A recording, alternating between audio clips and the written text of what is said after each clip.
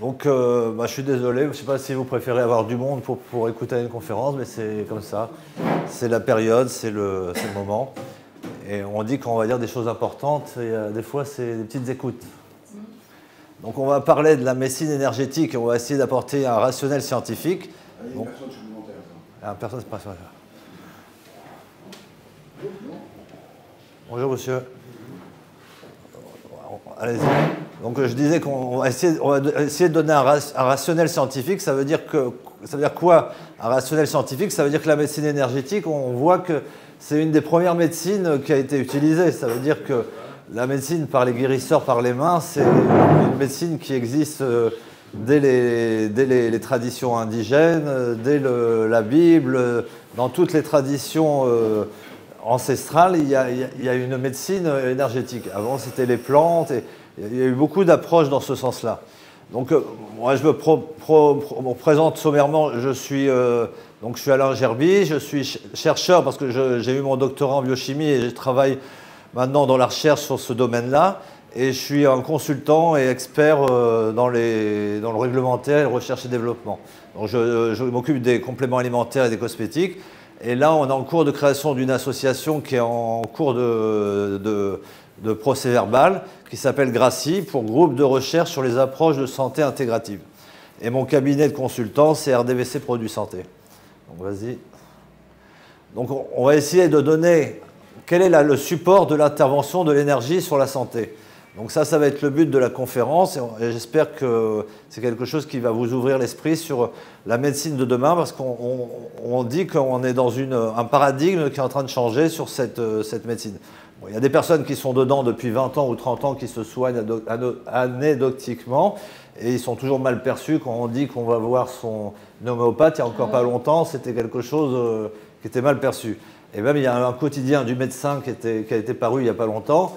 La baraka incompréhensible de l'homéopathie. Ça veut dire que c'est quelque chose qui marche, mais personne ne sait comment ça marche. Vas-y. Alors, pour vous parler de la médecine énergétique, tout maintenant commence à devenir clair ou commence à s'expliquer grâce à la physique quantique. Alors là, je vous ai donné un exemple de livre qui est Biologie, médecine et physique quantique. Donc c'est un livre qui a été paru en 2011. Et récemment, je me suis abonné à un serveur où on peut avoir accès à des livres gratuits qui sont en PDF. Et les livres sur la médecine quantique, sur la santé avec les applications quantiques sont énormes. Et bon, j'ai pas tout lu, j'ai pas cherché à lire parce que je pense que quand on aborde un sujet, à partir du moment où on veut pas faire de la recherche, il vaut mieux rester d'abord sur le ressenti, l'intuition sur ce sujet-là, parce qu'il n'y a rien qui est clair, c'est qu'il y a beaucoup de choses qui est du ressenti. Attends, pourquoi tu changes?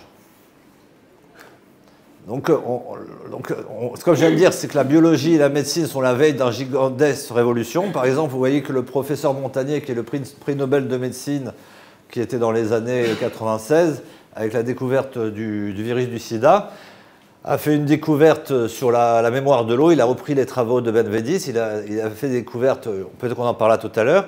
Et lui, ouvertement, il est passé sur France 5 ou France 2. Il a dit que c'est la médecine du futur. Maintenant, on est dans cette approche. Alors, c'est sûr que Benveniste, c'était quelqu'un qui avait découvert la mémoire de l'eau. Il avait changé de paradigme. Il a été tellement acculé et les scientifiques ne voulaient pas publier ses résultats qu'il en est parti. Et récemment, j'ai entendu qu'il y avait un labo en Espagne qui avait découvert un produit qui guérissait le cancer. Mais en vérité, avec les plantes, il y a plein de produits qui guérissent le cancer. Il y a la corocole, il y a une plante qui s'appelle Garcinia, une Garcinia, je crois, qui guérit le cancer, et le Pao Pereira. Et ces auteurs, quand ils font des découvertes, ils sont acculés et on ne les laisse pas s'exprimer. Et ce labo en Espagne qui avait découvert le radis fermenté, radis noir fermenté, il avait des résultats, il avait fait des études, il avait investi. Et le jour où il allait sortir sur le marché, il y a une voiture noire qui est passée devant chez lui, des hommes qui sont sortis avec des valises. Il lui a dit, voilà, soit tu arrêtes tes résultats pendant 20 ans et on te donne ces valises, soit tu ne sais pas ce qui va arriver de toi. Donc tout le support de cette médecine quantique, bon, j'espère qu'il ne va rien m'arriver à la sortie de ce... Tout le support de cette médecine quantique, c'est cette médecine nouvelle et énergétique, c'est la physique quantique. Donc c'est fertile en développement futur. On va essayer d'expliquer un peu ce que c'est cette physique quantique. Alors déjà, on voit par exemple sur ce schéma, on voit que la vie, il y a plusieurs étages dans la vie. Ça veut dire que la vie commence par un atome. Un atome, c'est l'entité unitaire qui compose les molécules, que les molécules composent les cellules composent les biomolécules composent les organismes, et en fin de compte, toute la base de la vie, c'est un atome. Donc on voit bien qu'un atome, c'est une molécule, et ça, la physique quantique s'applique complètement. Alors on va expliquer ce que c'est la physique quantique. Après, il y a les molécules. Vous voyez, par exemple, une molécule, ça peut aller jusqu'à 100 atomes. Par exemple, vous prenez de l'eau, H2O, il y a déjà 3 molécules. C'est une molécule simple. Mais après, vous prenez du glucose, c'est chez H2O6, je crois. Bah, déjà, vous comptez, il y a presque 10 atomes. Donc, les molécules et les biomolécules sont composées de beaucoup d'atomes. Donc, à partir du moment où ces atomes fonctionnent avec la physique quantique, on est sûr que toutes les molécules et les biomolécules fonctionnent aussi avec la physique quantique. Et maintenant, c'est la question, et maintenant on va y répondre parce qu'on sait qu'il y a la biologie quantique, mais les systèmes, c'est-à-dire les systèmes comme les appareils de Golgi, tout le système qu'il y a dans la cellule, fonctionne aussi par des phénomènes de physique quantique. Et après, on parle de la cellule. Donc la cellule, il y a 10 puissance 10 atomes, parce que imaginez une membrane, il y a des phospholipides, chaque phospholipide est constitué d'atomes, donc toute la membrane est constituée de centaines de milliers d'atomes. Donc, en fin de compte, la cellule est constituée de beaucoup d'atomes, et puis après, il y a l'organisme, là, je ne sais pas ce que c'est, mais que ce soit la bactérie, que ce soit le prokaryote, ça veut dire les prokaryotes, les bactéries, les unicellulaires, ou même après l'animal, les végétaux et l'homme. Donc là, on est dans l'atome. Donc la logique actuelle, c'est qu'on pense que tout le fonctionnement de l'organisme, ça passe par la thermodynamique. La thermodynamique, ça veut dire que c'est des règles que la biologie veut diminuer l'entropie. Il y a une logique de diminuer le désordre. La vie, en fin de compte, c'est une organisation du désordre pour le faire disparaître. Donc on parle de thermodynamique. On verra peut-être si on le dira après, mais en fin de compte, on se rend compte que la thermodynamique n'explique pas tout, mais au contraire est un frein à des explications. Vas-y, allez. Alors là, on va parler de la physique quantique. Là, il y a une photo de Heisenberg, qui est un des précurseurs de la physique quantique. Donc, une des bases de la physique quantique, c'est l'indétermination. Ça veut dire quoi, l'indétermination? C'est que l'indétermination, ça veut dire qu'on arrive dans des domaines de l'atome où on peut plus mesurer. Ça veut dire que la physique est limitée. Parce qu'on voit bien qu'un atome, c'est une molécule, c'est l'unité de la matière, mais cet atome est composé d'électrons, de quarks, de neutrons, de protons, et maintenant on développe cette composition de l'atome. Donc qu'est-ce qui se passe? C'est qu'en fin de compte, un atome, quand il est dans l'air, on ne sait pas où il est. On ne peut pas déterminer où il est, il y a toujours une indétermination. Et ce que a découvert l'indétermination d'Heisenberg, c'est qu'il y a un concept de la physique quantique, c'est qu'en fin de compte, si on se pose la question, une particule, par exemple, un électron ou un photon, si on se demande où il est, on va savoir où il est, mais on ne sait pas à quelle vitesse il va. Et si on se demande à quelle vitesse il va, on ne sait pas où il est. Ça veut dire qu'il y a une dualité entre la particule et l'énergie que dégage cette particule. Donc ça veut dire c'est ce qui est marqué, ça veut dire qu'on ne peut pas connaître en même temps sa position et sa vitesse. Donc ça veut dire que ça pose des questions. Et en plus, ce qu'on découvre, c'est qu'en fin de compte, sa position et sa vitesse sont dépendants de l'observateur. Vous voyez, il y a des expériences de bord qui montraient des mouvements de particules, des mouvements d'électrons, et on se rencontrait à l'époque qu'en fonction, il y avait une probabilité d'évolution de la particule, et en fonction, l'observateur, celui qui allait faire la manip, changeait le résultat, il changeait la probabilité. Donc il y a une intervention. C'est-à-dire que si on regarde quelque chose, on va fixer la chose dans sa position. Alors là, on rentre dans un domaine qu'on ne comprend plus. Ça veut dire que l'observateur joue sur la matière. Vas-y. Alors, quand on a posé cette question qu'on ne peut pas savoir simultanément où la particule, où elle se trouve, ou à quelle vitesse elle va. Ça s'explique par la dualité onde-corpuscule. Ça veut dire qu'en fin de compte, on a une particule, on a une onde. Et ça, c'est la dualité. Alors, il y a les physiciens quantiques qui disaient qu'il y a une partie qui est onde, et Einstein, il disait que c'est particule. Par exemple, il disait que la lumière, c'est une particule, c'est le photon, et il y en a qui disent non, la lumière, c'est une onde, c'est une fréquence. Donc il y avait ce dualisme. Mais en fin de compte, les deux ont vrai. Il y a la possibilité de particule. Si on se demande où elle est, on te répond, elle est là, c'est une particule. Si tu te dis à quelle vitesse elle va, c'est une onde, et elle va à telle vitesse. Mais ça, c'est des concepts de physique qui sont quand même révolutionnaires. C'est pour ça que on dit comme ça que la physique quantique, celui qui dit qu'il comprend la physique quantique, c'est qu'il ne la comprend pas. Alors, alors, cette expérience pour montrer que cette présence en particules et en ondes, c'est par exemple, ça a été fait sur 2 rayons de lumière. On s'est rendu compte que quand on prenait 2 rayons de lumière et on mettait dans des faisceaux avec des caches, on se rendait compte qu'il y avait une réponse particule, ça veut dire qu'on avait des points, et il y avait une réponse onde. Et donc là, la seule réponse, c'était que la lumière était une particule, c'est-à-dire qu'elle avait une pointe, elle allait toucher l'écran à un endroit précis, mais elle avait une propagation sous forme d'onde. Donc, par exemple, on parle des interférences des vagues sous forme d'onde. Ça veut dire que quand on mettait un cache, c'est comme, après on va voir l'image peut-être sur ça, mais par exemple, quand vous mettez quelque chose, vous faites tomber 2 cailloux l'un côté de l'autre, vous avez des ronds, mais quand ces ronds vont s'intercroiser, il va y avoir des propagations d'images qui font que les ondes vont s'entrecroiser. Vas-y, change. Donc là, c'est exactement ce que je pensais qu'elle était là. Vous voyez bien qu'il y a 2 ondes qui s'entrecroisent, et en fin de compte, ça fait des propagations d'ondes. Donc après, on va définir ce que c'est une onde, mais ce phénomène qu'on voit sur l'eau, en fin de compte, on voit que c'est la parole. Par exemple, quand on parle, quand on dit des mots, en fin de compte, ce qu'on fait, c'est qu'on fait vibrer des molécules d'air. Et ces molécules d'air, elles bougent avec une fréquence, elles vont être réceptionnées par l'homme à une distance, et elle a une vitesse limite d'action. Et en fin de compte, on se rend compte que tout est vibration. Vas-y. Alors là c'était par exemple ce que je redisais, je répète ce que j'avais dit tout à l'heure, c'était que Young a prouvé que la lumière est une onde, alors que Einstein il disait que par exemple que la lumière était une particule, une photon. Donc la question c'était de savoir particule ou onde. Alors la réponse c'est qu'en fin de compte la lumière est à la fois une onde et à la fois une particule.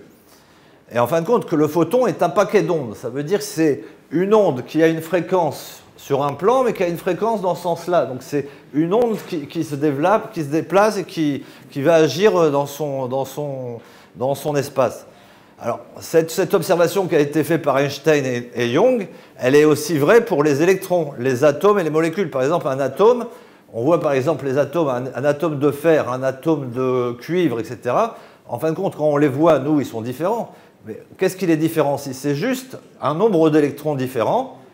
Et à la vérité, on peut passer d'un atome à un autre juste en changeant le niveau d'énergie d'un électron. Ça veut dire qu'un électron, s'il est dans une sphère,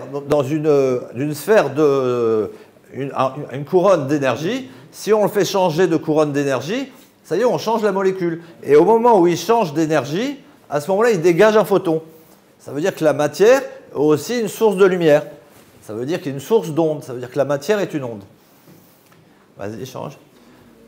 Donc, alors maintenant, on va essayer en d'autres termes à expliquer ce que c'est expliqué.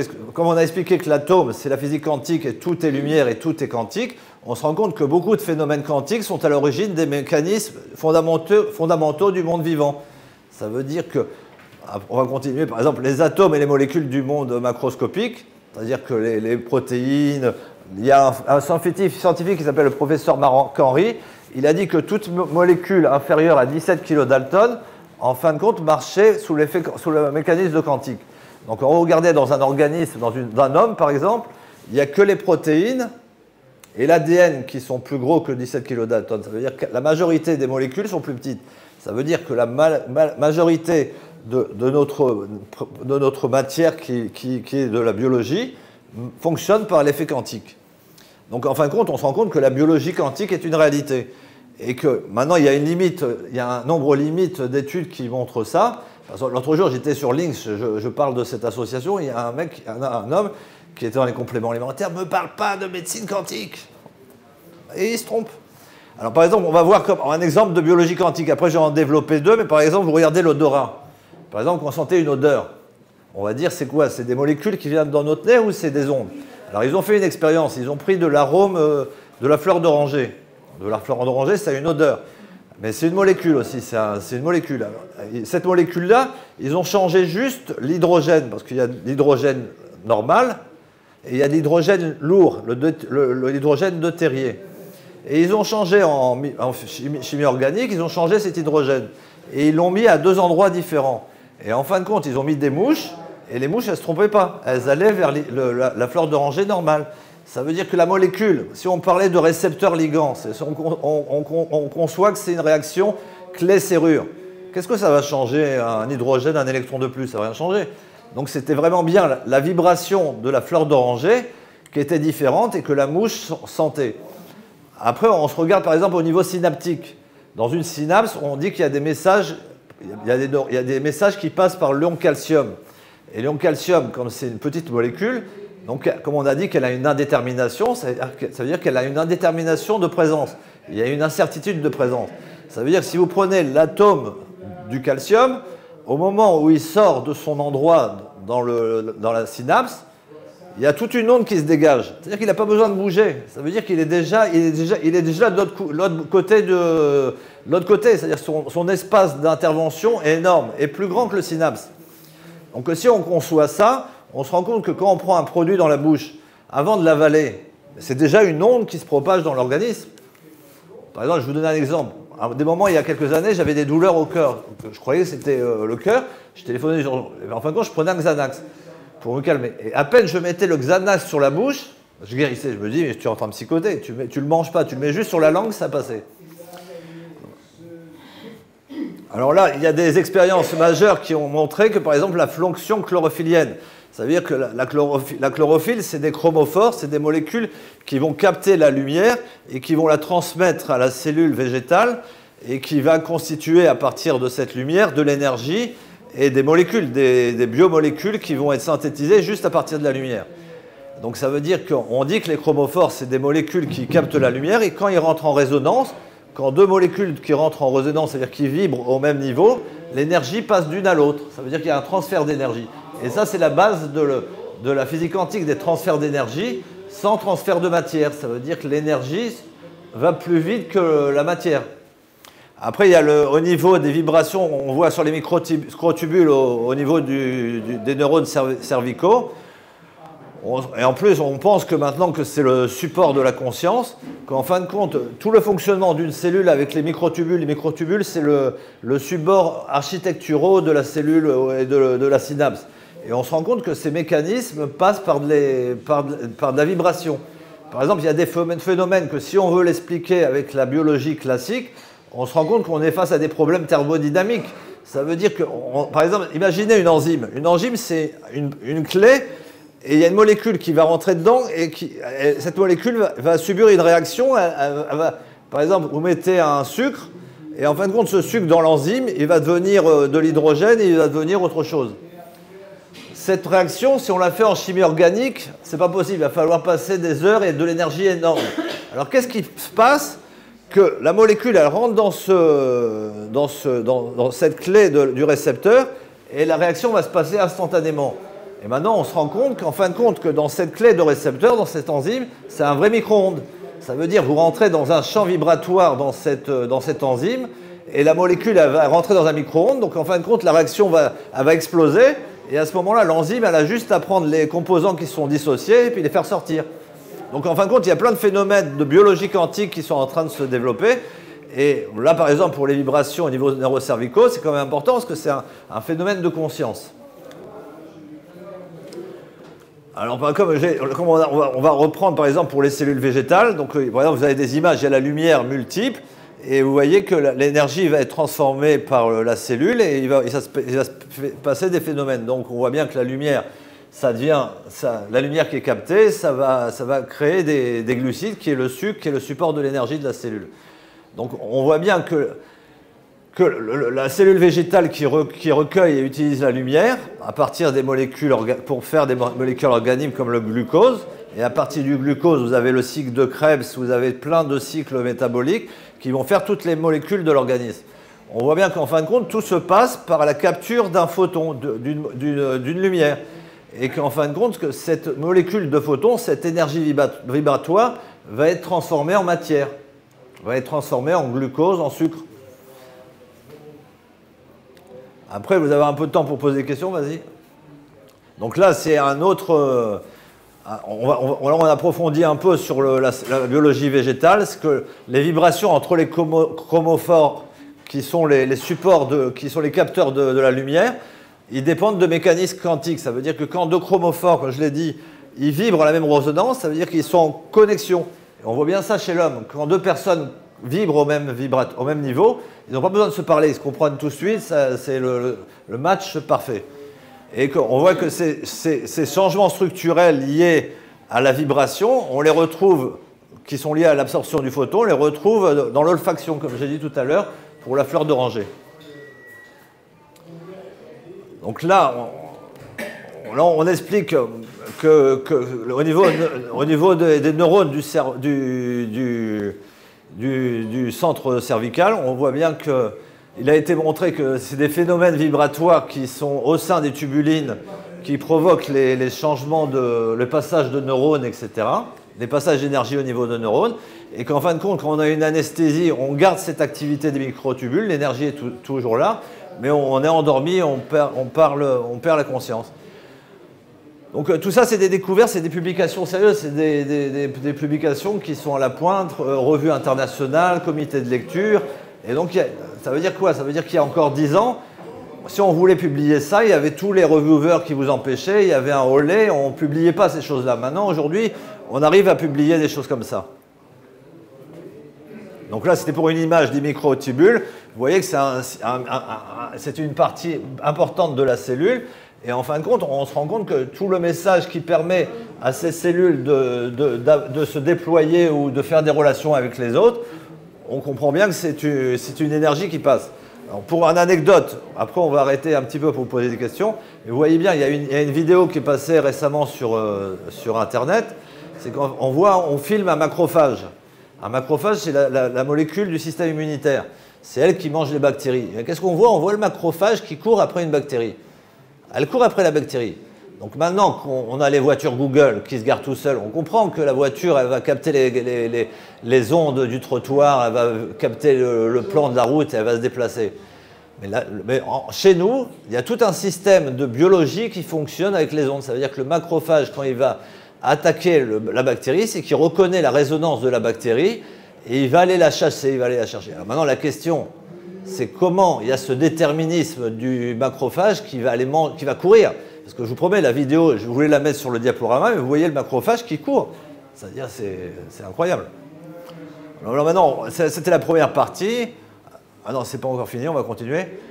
Donc on voit bien que en 2009, il y a des scientifiques, des physiciens qui ont dit comme ça, qu'en fin de compte, c'est une sorte de miracle que des molécules, si on peut les appeler stupides, que ça soit de la table, qui est le support, qui est de l'atome, qui est du carbone, que ça soit toutes les molécules qui constituent toute la matière, donc on peut les appeler stupides, parce que nous, on ne comprend pas que c'est intelligent, mais c'est des molécules stupides qui parviennent à des réactions pour créer des systèmes qui sont capables de percevoir comme le macrophage, de se déplacer, de se reproduire. Et ça, c'est un article de Physics World en 2009.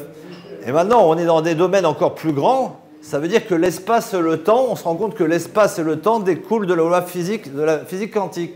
C'est-à-dire qu'il y a un scientifique, on va parler tout à l'heure, c'est-à-dire que les questions qu'on se pose avec temps, et c'est très scientifique, on se demande c'est quoi la réalité. Ça veut dire qu'au même moment, à l'instant présent, il y a tout le présent et le futur et le passé qui sont présents. C'est juste une question d'énergie qu'on n'a pas accès. Donc c'est ce que je disais. Donc maintenant, pour la perception du vivant, on peut regarder l'effet mécanique, ça veut dire qu'une articulation va bouger. On peut regarder l'effet chimique, comment un glucose il va être métabolisé pour former de l'eau et de l'énergie, au niveau moléculaire avec les récepteurs, mais aussi au niveau quantique. Ça avait toute une partie vibratoire qui est impliquée dans ces phénomènes. Alors par exemple, je ne sais pas si vous connaissez le docteur Deepak Rampa, aux États-Unis, il l'appelle le gourou scientifique. Ça veut dire qu'il parle de la physique quantique. Vous voyez par exemple le corps quantique. Il y a des livres audio sur Internet. Et c'est-à-dire qu'après on va voir sur une diapo, c'est qu'en fin de compte, on se rend compte que maintenant, avec cette nouvelle science, c'est que la frontière entre la science et le spirituel sont rompues. Ça veut dire que les scientifiques deviennent spirituels et le spirituel devient scientifique. C'est-à-dire qu'il y a une jonction entre les deux domaines. Donc là, maintenant, comme je vous ai dit, j'ai créé cette association GRACI pour groupe de recherche pour les approches sur la santé intégrative, pour mieux comprendre cette recherche scientifique de pointe. Pas rester seulement à des observations empiriques que la médecine, que les gens, qu'on va voir un médecin, on guérit, et puis lui, il dit pourquoi tu m'as guéri? Ben, je ne sais pas. Donc en fin de compte, notre objectif, c'est de déterminer les observations cliniques de type institutionnel. Donc on a créé une autre association à Paris avec des professeurs en médecine et des cliniciens qui sont sensibles à cette approche. Alors donc on va essayer d'associer la biologie moléculaire, la biochimie et la biologie quantique pour essayer de dire, tiens, tu as une augmentation de cholestérol. En fin de compte, on va te dire parce que tu as mangé trop de sucre, parce que tu as mangé trop de charcuterie. Mais en fin de compte, c'est quoi l'énergie au départ qui t'a créé ça? Parce qu'il y a des gens qui vont manger tout le sucre qu'ils veulent, toute la charcuterie qu'ils veulent, et ils n'ont rien du tout. Et donc après, on va essayer, cette approche intégrative, on va essayer par exemple d'expliquer les résultats empiriques. On essaye de créer un réseau avec les thérapeutes, justement de ces médecines dites douces, pour essayer que ces démarches empiriques, on essaye de les prouver, qu'on puisse dire, on ne peut pas dire à quelqu'un qui fait de la musicothérapie, puis en fin de compte, il a plein de résultats, il a même peut-être plus de résultats que le médecin de ville, des fois ça arrive, hein. Il a plus de résultats que le médecin de ville, mais comment ça marche? Lui, il dit, moi je fais de la musique. Et puis demain, on lui dira, avec cette fréquence, tu vas avoir un effet sur le cholestérol, avec cette fréquence, tu vas avoir un effet sur la glycémie, etc. Donc ça, c'était la première partie. Si vous avez, Nordine m'avait demandé d'interrompre un peu si vous avez des questions sur cette partie physique quantique. Autrement, si vous n'avez pas de questions, on continue. Non, c'est clair? Vous avez abordé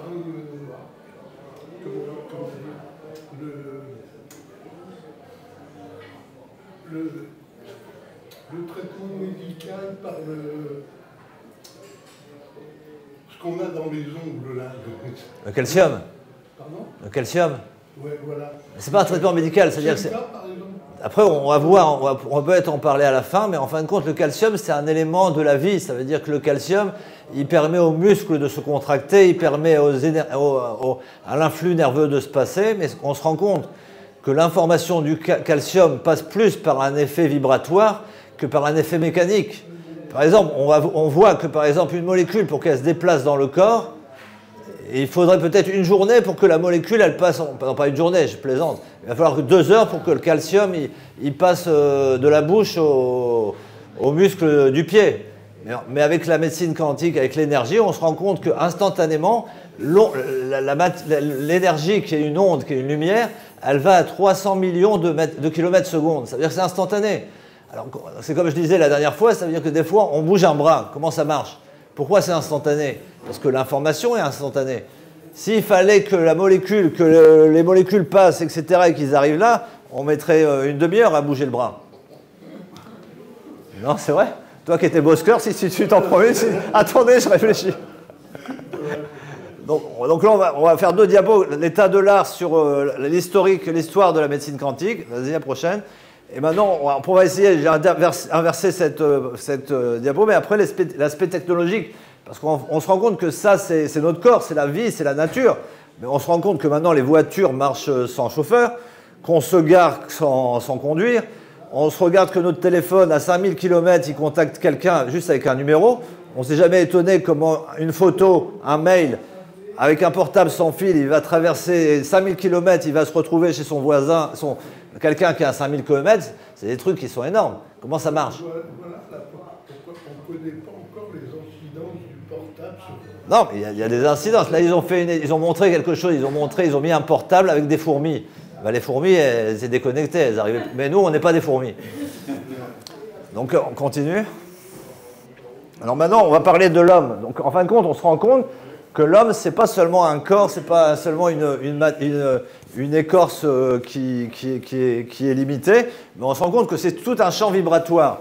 Ça veut dire qu'on se rend compte que nos perceptions, nos 5 sens, ils sont limités, on a 5 sens. Mais on voit par exemple que nous, on a une tendance à voir plus le vert. Ça veut dire que pourquoi on voit plus le vert? Parce que notre système biologique est adapté à voir plus le vert. Pourquoi? Parce qu'avant, il y a peut-être 2 ou 3 000 ans, on était plus dans les forêts. On était plus habitué à distinguer les verts. Donc en fin de compte, on a un système visuel avec des cônes et des bâtonnets qui est plus sensible au vert. Après, quand on entend, en fin de compte, on entend ce qu'on veut. Il y a des choses qu'on n'entend pas, il y a des choses qu'on ne voit pas. Maintenant, on parle de sixième sens, mais en fin de compte, il y a un niveau de sens qui n'est pas capté par nous. Et par exemple, vous voyez ce docteur Nassim Naraim, qui est un docteur qui est puissant. Il a fait un film qui s'appelle L'univers connecté. Il dit que l'amour est la force la plus fondamentale de la création. Et maintenant, on est dans une logique que l'homme est connecté à l'univers. C'est-à-dire que l'homme est une énergie qui est un espace, qui est une matière mais remplie d'espace. Oui. On a tendance à penser qu'on n'est pas à l'origine des choses qui se passent par-ci, par-là. Alors que moi, je pense que l'homme, l'être humain, on peut déclencher des phénomènes. Alors moi, je vous dis, j'en ai discuté cette semaine avec un ami. Dans des sources traditionnelles, on dit que 50% des problèmes qu'on vit, c'est nous qui les créons. Moi, des fois, je vais plus loin, je dis 90%. Ça veut dire quelqu'un qui parle négatif. Pourquoi on les ignore dans la société en général? Pourquoi on les ignore, ces phénomènes-là qui sont... Après, je ne sais pas, le fait est que c'est... Ça. Et après, vous voyez donc l'homme, et on voit son cœur. Ça veut dire que son cœur est connecté au cerveau de l'autre. Et il y a tout un champ vibratoire que certains appellent l'aura. Et en fin de compte, on baigne dans une énergie. Il y a des expériences qui ont été montrées en Israël. Il y a une étude qui a été montrée, qui a été reproduite dans d'autres pays et qui a été publiée dans Lancet, qui est une des meilleures publications internationales. Ils ont rencontré qu'ils avaient des groupes de méditation en Israël, à Jérusalem. Ils méditaient. Et ils méditaient sur le conflit au Liban. Et après, ils ont médité, ils marquaient quand ils méditaient, ils faisaient l'étude historique au Liban. Et après, ils ont fait une étude statistique, ils ont fait une corrélation. Et ils se sont rendus compte qu'au moment où ils méditaient, aux périodes où ils méditaient, il y avait une corrélation à une significativité incroyable de 1 pour 1 milliard, que ça aurait pu être du hasard. Ça veut dire que les personnes qui méditaient influençaient sur le conflit au Liban. Ça veut dire que concrètement, non seulement on crée sa propre vie, ses propres problèmes, mais l'homme peut changer le monde. On dit des fois, tu veux changer le monde, change-toi toi-même, commence à travailler sur toi. Mais en fin de compte, on est en train de découvrir toutes ces choses-là. Mais on pourrait aller plus vite que l'on fait. Pourquoi on ne va pas plus vite en avançant dans cette voie? Mais là, ça va avancer vite. Parce que là, il y a plein de chercheurs, il y a plein de communications, ça commence à se développer. Mais après, le problème, c'est des paradigmes. Dès qu'on change de paradigme, il y a toujours une pression. Il y a toujours, et puis, regardez l'industrie pharmaceutique. Si on lui dit que demain, vous prenez de l'eau, vous prenez la vibration du Xanax, vous avez le même effet, il va vous dire qu'est-ce que j'ai gagné sur la vibration du Xanax. Donc, il y a des paradigmes. Par exemple, là, comme on a dit, le son, en fin de compte, c'est une vibration de molécules d'air qui sort de la bouche et qui va se propager pour arriver à l'oreille de son voisin. C'est une onde acoustique qui est limitée. Ça veut dire que si la personne est à 100 mètres, elle ne va pas m'entendre. C'est une onde qui va se propager, mais elle est limitée. Après, on a vu comme dans un lac, on envoie une onde, ça se propage, mais c'est limité. Donc ça, c'est la notion d'onde. Et on a vu qu'en fin de compte, nous, l'atome est vibratoire, que tout cet effet vibratoire est une onde qui se propage autour de nous. Et en fin de compte, on baigne dans une onde multiple.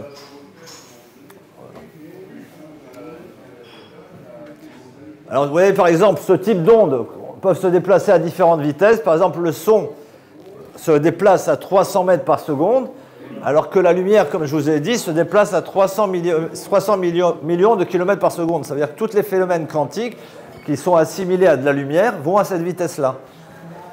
Ça veut dire qu'on le voit tous les jours. Par exemple, vous allez voir un éclair. Vous allez voir un éclair, vous voyez l'éclair, et puis 10 secondes après, vous entendez le tonnerre. En fin de compte, on calcule même. Quand j'étais petit, on disait, tiens, on compte 1, 2, 3, il a 5 km. Il a 1, 2, 3, 4, 5, 6, il a 10 km. En fin de compte, le son va moins vite que la lumière. Alors, de la même façon, les portables, comme je dis, les portables, on ne sait pas comment ça marche. C'est-à-dire, on envoie une photo, on envoie des mails, on voit des fichiers énormes dans l'espace, et ça communique comme ça. Et on capte des radios, on regarde la télé, on ne se pose plus les questions. Et en fin de compte, les récepteurs, c'est des récepteurs, la radio et la télé, c'est un récepteur qu'on va connecter à une certaine fréquence, et à ce moment-là, on va capter une image. Mais vous n'allez pas me dire que quand vous regardez BFM TV, et si vous changez sur la TF1, le mec de BFM TV, il est parti se coucher parce que vous ne le regardez pas. Il continue, mais vous ne le captez pas. Donc en fin de compte, on est connecté, il y a plein de vibrations, il y a plein d'énergie, mais nous, on n'est pas connecté à ces énergies. C'est-à-dire qu'il y a plein de choses qui se passent autour de nous, et dans notre corps, mais on n'est pas connecté à ces choses-là. Comme j'ai dit, c'est par exemple le vert, on est sensible à cette lumière parce qu'on est connecté à cette lumière. Mais il y a des choses, il y a des vibrations, il y a des lumières, les infrarouges, on n'est pas connecté à ça, on ne les voit pas. C'est peut-être mieux quand même qu'on soit pas connecté à tout ça. Il y a des histoires qu'il y a des enfants qui naissent, qui voient tout. Ils voient tout, ils savent tout, etc. Et c'est très dur pour eux. Et ils vont voir des gens pour leur faire oublier, parce que, imaginez, vous voyez tout et vous savez tout. Donc par exemple, on a vu l'ordinateur, pour un ordinateur où on sait comment ça marche, il faut un récepteur, une antenne. On va simplifier, et puis après ça passe dans un fil et c'est connecté. Comme le portable, on a dit que c'était instantané. Après on voit par exemple, le Wi-Fi dans l'immeuble, c'est une vibration, chez l'homme c'est une autre vibration, et en fin de compte, on voit que les ondes, c'est juste une fréquence qui varie. Par exemple, ça c'est je ne sais pas ce que c'est, je me rappelle, la radio, là le micro-ondes, là les infrarouges, ça c'est la vision de la vibration. Après c'est... En fin de compte, on se rend compte qu'on va dans l'atome, en fin de compte, tout est vibration. Ça dépend à quelle fréquence et comment on va la capter. Par exemple, la vibration du noyau atomique, on ne va pas la capter. Mais après, par exemple, la radio, on l'entend très bien. Mais pourtant, c'est la même chose, c'est une vibration, c'est une fréquence différente. Vas-y, allez. Alors maintenant, on va rentrer un peu plus dans la médecine. On se rend compte, comme on a dit, que pour un ordinateur, pour un portable, il faut un récepteur, et il faut une onde, et il faut un émetteur. Par exemple, on voit que le corps, en fin de compte, c'est une antenne. Ça veut dire que le corps, il capte des énergies, il est réceptif à ce qui se passe dans le monde. Et ce système d'énergie qui est à l'intérieur de lui est subtil. Ça veut dire qu'il est en contact avec le monde, il perçoit le monde, on n'en a pas conscience, mais il perçoit le monde. Alors, quand il perçoit le monde, il y a des systèmes de chakras, des centres d'énergie que les médecines orientales ont bien définis. Il y a les méridiens dans la médecine énergétique, il y a les nadis, il y a tous des systèmes. Et en fin de compte, ce corps, il est en contact avec le milieu environnant, le milieu qui nous entoure. Alors ce milieu environnant, on appelle ça le biochamp ou le prana, c'est tout l'espace vide. Et le docteur Nassim Naraim a expliqué qu'on était tout connecté, que ce monde, que tout l'univers est connecté, que c'est un grand champ de vibrations qui imprègne l'homme, qui imprègne tout. Et en fin de compte, on dit même que c'est un supermarché, c'est-à-dire que comment on vibre, on va créer une demande dans cet espace biochamp. Et en fin de compte, il va nous répondre, c'est-à-dire qu'on est en interaction avec ce monde invisible qui répond à nos demandes. Alors si on vibre négatif, si on est toujours dans les problèmes, ce biochamp, cet espace, il dit ça comme tu veux vivre des problèmes, et en fin de compte, tu penses à des problèmes, tu vas vivre des problèmes. Et en fin de compte, si tu penses positif, tu vas avoir des phénomènes positifs. C'est-à-dire que la logique de ce biochamp, c'est vibration, demande, réponse. Alors on voit bien que ce milieu environnant et ce corps, il y a une interface qui est la pensée, l'émotion, la parole et l'action, c'est ce qu'on peut aller vers l'extérieur. Et en fin de compte, maintenant on va parler de la maladie, c'est que la maladie, il y a le docteur Amer, il y a d'autres médecins qui disent que c'est le mal adi. Ça veut dire que le mal adi, c'est un phénomène qui se produit dans notre corps, mais qui est un signal pour nous, pour nous dire, tiens, tu as un problème, il y a quelque chose qui se passe, tu n'arrives pas à comprendre ce qui se passe, moi je te le représente dans ton corps pour que tu te rends compte que tu as un problème. Et il y a le docteur Luc Baudin qui a montré qu'il parle aussi de ça, et il dit comme ça, cette médecine qui s'appelle Aroa. Il a écrit un livre, et il dit que par exemple, juste le soir, on fait le vide, on médite, et on met son attention sur l'organe, et l'organe, il sent la vibration, donc il est en train de se réjouir, et c'est une médecine qu'il applique, c'est un cancérologue, il n'a pas été viré par le Conseil de l'Ordre, donc il est toujours médecin, et il a avancé de cette médecine, et il a des résultats. Juste par la méditation, beaucoup de méditation guidée, en fin de compte, on passe en revue tout son corps. On porte l'attention sur toutes les parties de son corps. Mais au moment où on porte l'attention, par exemple, sur son pied, le pied, il sent qu'on porte attention en lui. À ce moment-là, on élève sa vibration et il s'autorégule. Il se met en énergie positive et il se guérit. Donc c'est une médecine qui n'est pas encore développée, mais ce médecin, c'est Luc Baudin. Il est médecin dans le truc de l'ordre, parce que beaucoup de médecins... Moi, j'ai un médecin qui s'appelle Dr Haddad, il est parti en Suisse pour fuir, parce qu'il disait ouvertement qu'il guérissait le cancer. Mais en pensant positif aussi. Toujours en posant positif. Et par exemple, on se rend compte que la maladie, en fin de compte, c'est un conflit non géré, soit pratiquement, soit psychologiquement. Et en fin de compte, quand on a un conflit non géré, il y a discordance au niveau cognitif, c'est-à-dire on pense quelque chose mais on ne le vit pas, on discordance, et cette discordance cognitive, elle se répercute au niveau énergétique, et à ce moment-là, c'est la maladie. Mais c'est un aspect de la maladie, parce qu'après, si vous cassez le bras, il y a d'autres aspects. Donc, qu'est-ce qu'on a dit? C'est que l'atome, on résume un peu, l'atome, c'est une énergie. On a vu que cette énergie est aussi une lumière et est une vibration. On a vu que, par exemple, une cellule, il y en a 50 000. Bon, je n'arrive pas à dire les chiffres, là. Il y a 100 milliards, ou il y a 100 milliards de cellules, de 50 à 100 milliards de cellules. Et ces 50 à 100 milliards de cellules sont dans un champ vibratoire dans notre corps et connectés avec l'univers. Et que l'énergie informationnelle, comme on a vu par exemple les molécules qui sont de la lumière, les molécules, même les plantes, on pense qu'il y a une information qui passe, ça va à 300 000 km/s. Ça veut dire que l'information est instantanée. Donc on voit bien que les organes, ils ont besoin d'harmonisation vibratoire. Ça veut dire que quand on médite sur son foie, à ce moment-là, on harmonise vibratoirement son foie. On améliore sa fonction. Souvent, dans la médecine chinoise, les organes sont des centres d'énergie. Par exemple, le cœur, le foie, c'est des centres d'énergie. Et ça, c'est le support de la médecine chinoise. Donc après, il y a des signaux électromagnétiques qui passent par les fibres nerveuses. Donc à ce moment-là, ça passe par 15 000 mètres, ça va à 15 000 mètres secondes. Donc on est tout, en fin de compte, à un champ d'énergie qui est en train de se développer dans le corps. Et on voit que, comme on a dit, le docteur Nassim Naraim a montré que la matière est composée de 99,99% de vide. Et que ce vide est baigné par des vibrations et de l'information. Et en fin de compte, que la santé, c'est un alignement vibratoire. Ça veut dire quelqu'un qui s'aligne vibratoirement, il s'aligne à la Terre, aux forces telluriques, il s'aligne avec le ciel, normalement, dans l'absolu, il a moins de problèmes de santé. Et donc après, on a une influence des discordances cognitives. Comment? Oui, l'influence fait beaucoup aussi. Oui, c'est sûr.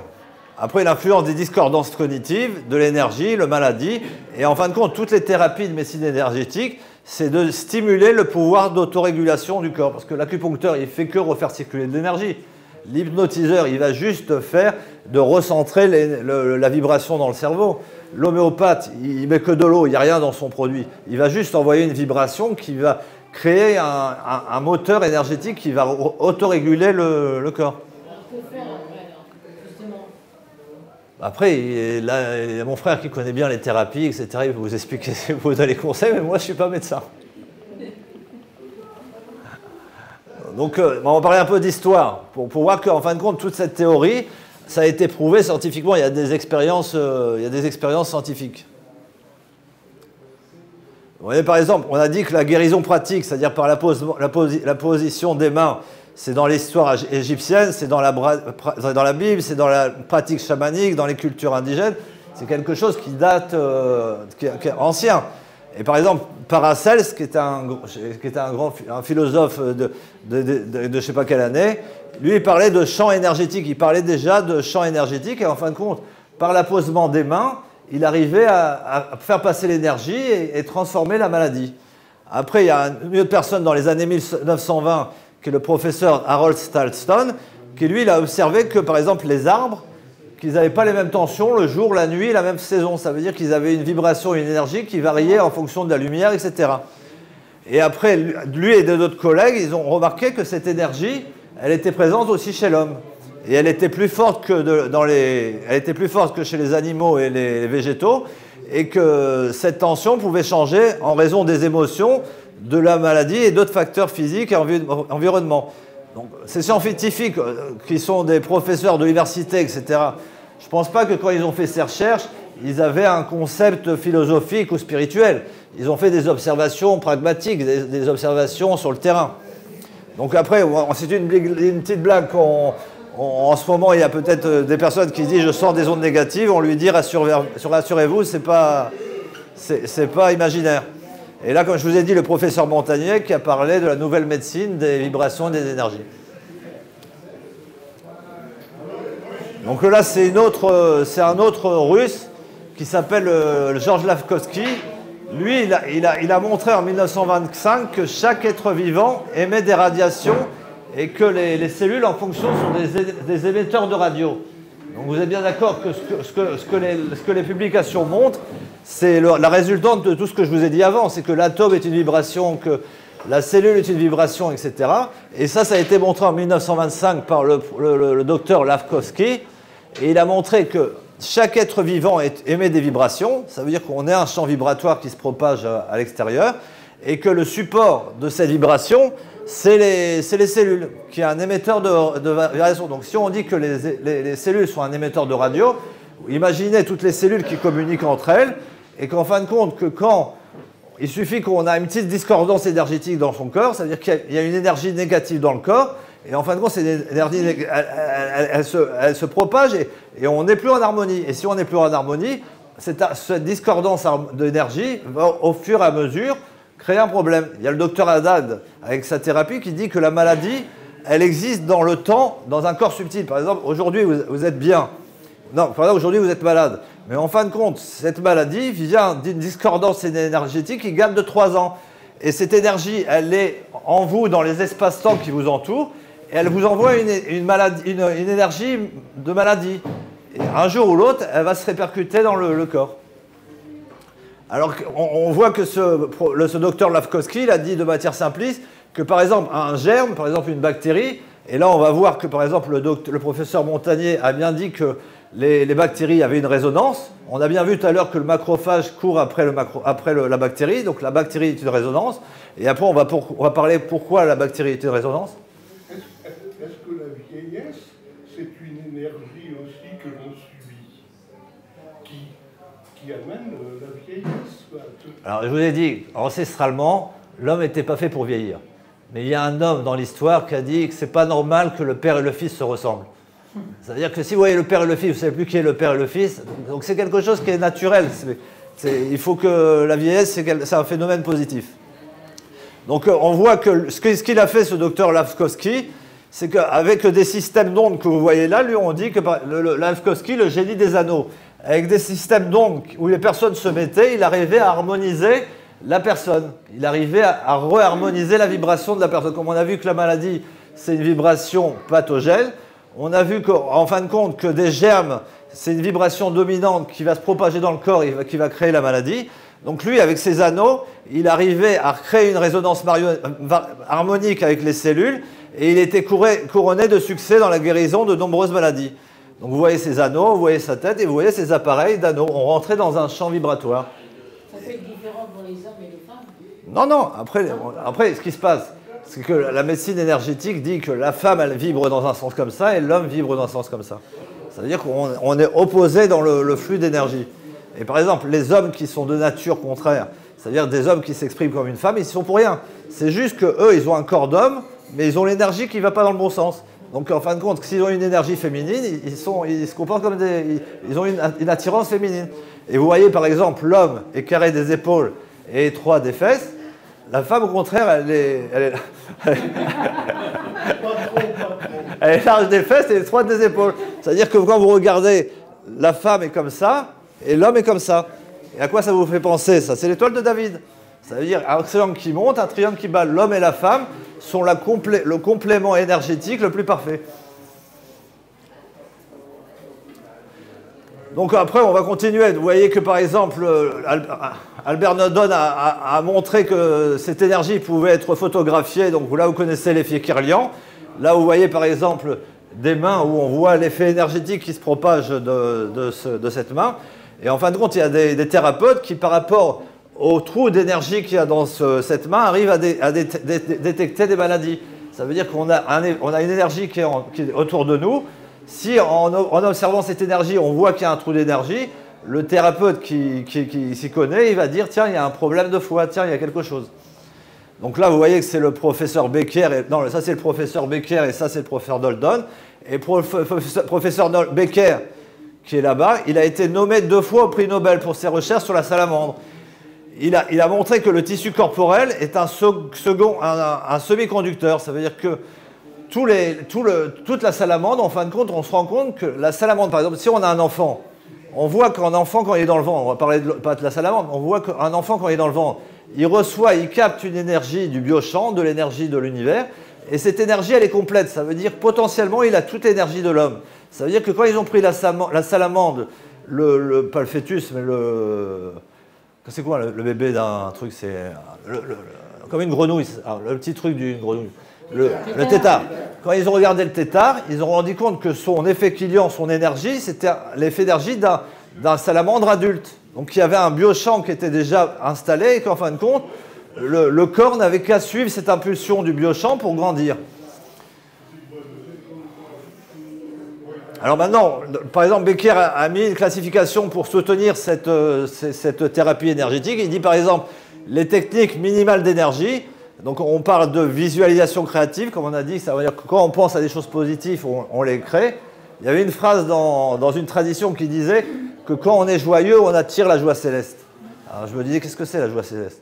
Et en fin de compte, quelqu'un m'a dit, quand tu es joyeux, quand tu as un visage joyeux, tu attires des choses joyeuses. La façon de vibrer et de vivre attire les événements avec lesquels tu es en vibration. Et on voit l'hypnose. Donc ça, c'est des phénomènes de faible énergie. Après, il y a la méditation. C'est aussi un faible énergie. On est en train d'harmoniser les organes, on est en train d'harmoniser l'énergie du corps. Après, il y a des techniques de renforcement énergétique. Donc à ce moment-là, on soutient l'énergie naturelle du corps avec l'acupuncture, l'homéopathie. Bon, c'est pas exhaustif, il peut y avoir d'autres choses. Et après, les techniques de transfert à haute énergie, par exemple, comme les stimulations nerveuses transcutanées. On va en parler un peu tout à l'heure. On a un espoir. Mais par exemple, là, vous voyez, c'est des images qui ont été faites, je ne sais pas par qui elles ont été faites, mais vous voyez par exemple une personne qui est joyeuse, comment elle vibre, une personne qui est triste, comment elle vibre. Ça veut dire que l'énergie, et la personne qui est triste, vous lui avez dit soit joyeuse, elle ne peut pas, c'est-à-dire qu'elle n'est pas en vibration avec ça, c'est pas possible. Et par exemple, là, vous voyez l'effet Killian, vous voyez en fonction de l'alignement de l'énergie avec les chakras, vous voyez que l'effet Killian peut être différent, et en fin de compte, on peut déterminer quel est le problème de maladie que la personne a en fonction de l'énergie qu'elle dégage.